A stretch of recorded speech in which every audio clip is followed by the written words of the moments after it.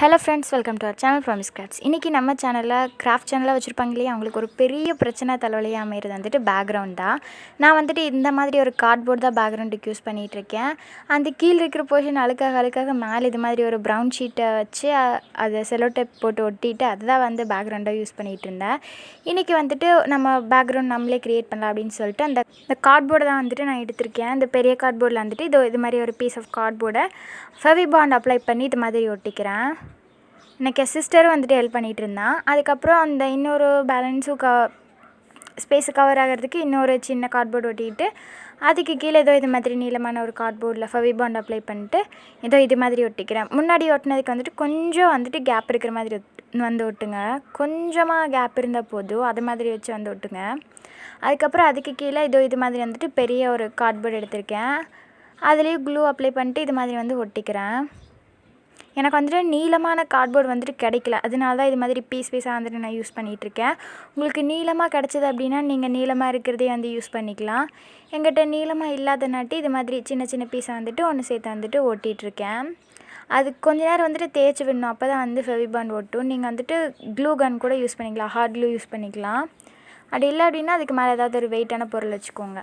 அதுக்கப்புறம் இது மாதிரி ஒரு கார்ட்போர்ட் வந்துட்டு கார்ட்போர்டு எனக்கு கிடைக்கவே இல்லை. கடைசியில் இந்த ஹோல்ஸாக இருக்கிற கார்ட்போர்டு தான் வந்துட்டு நான் இது மாதிரி வச்சுருக்கேன் கீழே.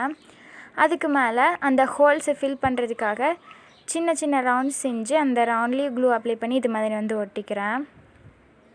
அந்த ஹோல்ஸ்குள்ளே ஒட்டிட்டு அடுத்து கடைசியாக கீழே ஒட்டுறதுக்கு இது மாதிரி க்ளூ அப்ளை பண்ணிக்கிறேன். இன்னொரு கார்ட்போர்டில் க்ளூ அப்ளை பண்ணி கீழே இருக்கிற அந்த பேலன்ஸ் கீழே இருக்கிற பொர்ஷன்லேயும் அந்த இதை வச்சு வந்துட்டு ஒட்டிக்கிறேன்.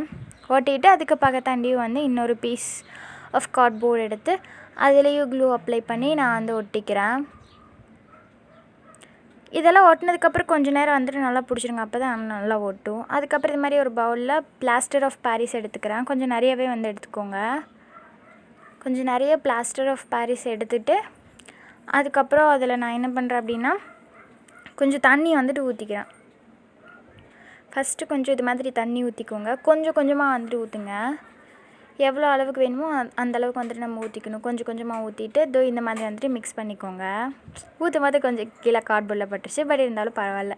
இது மாதிரி வந்துட்டு மிக்ஸ் பண்ணிக்கோங்க. மிக்ஸ் பண்ணிட்டு இந்த மாதிரி ஒரு கன்சிஸ்டன்சி வந்ததுக்கப்புறம் நல்லா க்ரீமியாக இருக்கிற மாதிரி வந்ததுக்கப்புறம் நம்ம க்ளூ வந்துட்டு அப்ளை பண்ணிக்கலாம். க்ளூவும் தண்ணியும் ரெண்டையும் ஒரே நேரத்தில் மிக்ஸ் பண்ணுறப்போ கொஞ்சம் மிக்ஸ் பண்ண லேட் ஆனாலும் அது வந்து கட்டி ஃபார்ம் ஆயிடுது. அதனால தான் இதை மாதிரி நம்ம கொஞ்சம் லேட்டாக வந்துட்டு இது மாதிரி க்ளூவை ஊற்றுறோம். க்ளூவை ஊற்றிட்டு நல்லா மறுபடியும் வந்து மிக்ஸ் பண்ணிக்கோங்க. நல்லா மிக்ஸ் பண்ணிவிட்டு ஒரு ப்ரஷ் எடுத்து அந்த பேஸ்ட்டுக்குள்ளேயே அதை வந்து இந்த கார்ட்போர்ட் ஃபுல்லாகவே நம்ம அப்ளை பண்ண போகிறோம். என் தங்கச்சியும் ஒரு வாக்கில் வந்துட்டு செஞ்சிட்ருந்தேன், நானும் வந்து செஞ்சிட்ருந்தேன். இந்த மாதிரி அப்ளை பண்ணுறப்போ அந்த போர்டு வந்துட்டு ரொம்ப பெருசாக இருக்கும் இல்லையா, அந்த பெருசாக இருக்கிறது ஃபுல்லாக நம்ம அடிச்சு முடிக்கிறதுக்குள்ளே அந்த பேஸ்ட் வந்துட்டு கெட்டி ஆயிரும். அதனால தான் வந்துட்டு அப்பப்போ அதில் கொஞ்சம் தண்ணி ஊற்றி வந்து மிக்ஸ் பண்ணிக்கோங்க அந்த பேஸ்ட்டை. இப்போவே பார்த்திங்கன்னா முன்னாடி எவ்வளோ இருந்தது, இப்போ வந்துட்டு பார்த்திங்களா கெட்டி ஆயிடுச்சு இல்லையா. அதனால தான் கொஞ்சம் வந்துட்டு அப்பப்போ கொஞ்சமாக தண்ணி ஊற்றி இது மாதிரி மிக்ஸ் பண்ணிவிட்டு அதுக்கப்புறம் ப்ரஷ் வச்சு ஃபுல்லாக அப்ளை பண்ணிக்கோங்க.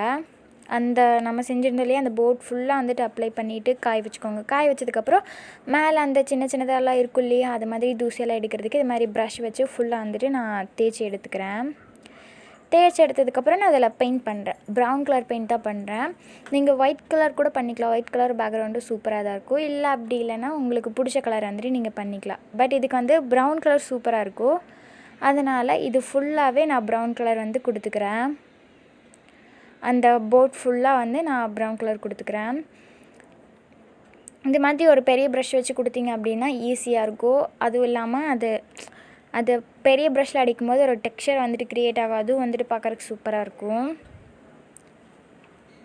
இது மாதிரி ஃபுல்லாக வந்துட்டு நீங்கள் அடித்து எடுத்துக்கணும் அந்த போர்ட் ஃபுல்லாக. அதுக்கப்புறம் அந்த கீழே இருக்கு இல்லையா, நம்ம ஒட்டுனதுக்கப்புறம் கொஞ்சம் கேப் இருக்கும் இல்லையா, அந்த கேப்லேயே எல்லாமே டார்க் கலரில் வந்துட்டு அதாவது டார்க் ப்ரௌன் எடுத்து அந்த இடத்துல சின்ன ப்ரஷ் வச்சு கோடு போட்டுட்டிங்கன்னா இன்னும் சூப்பராக இருக்கும். இதெல்லாம் ஃபுல்லாக அடித்து முடிச்சதுக்கப்புறம் காஞ்சதுக்கப்புறம் வார்னிஷ் வந்துட்டு ஒரு கோட் அடிச்சுக்கோங்க.